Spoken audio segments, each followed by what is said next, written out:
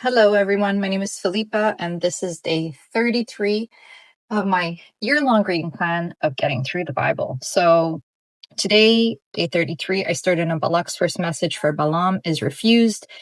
Basically, the children of Israel are still continuing their journey. Balak, the son of Zippor, ends up appealing to Balaam, and he says, "Hey, these Israelites are coming. They're taking the land. They're killing people. They're going to take my land.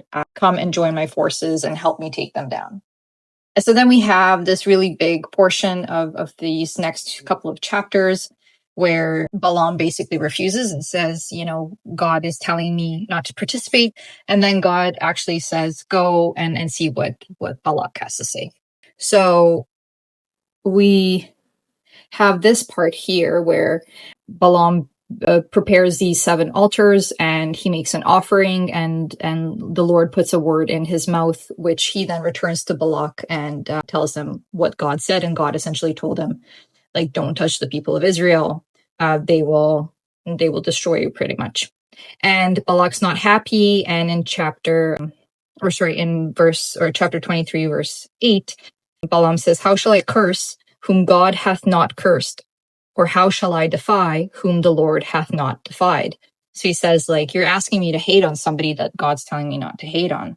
And we go down here, and there's a bunch of these processes where Balaam makes an altar, and then he has a conversation with God. So this happens a few times, and I wrote down, it almost seems as if it is one set of altars and sacrifices per conversation with God. So in order for Balaam to have a conversation with God, he first has to make these sacrifices.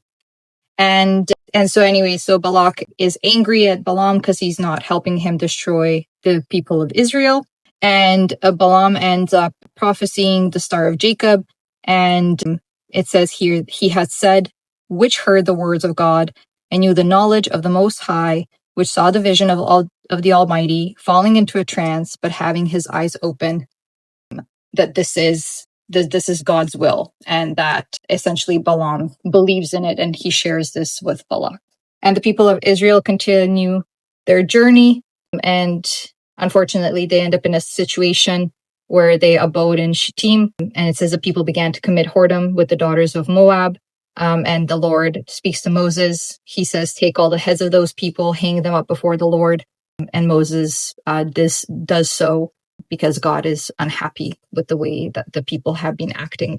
So yeah, we are done this little section for today.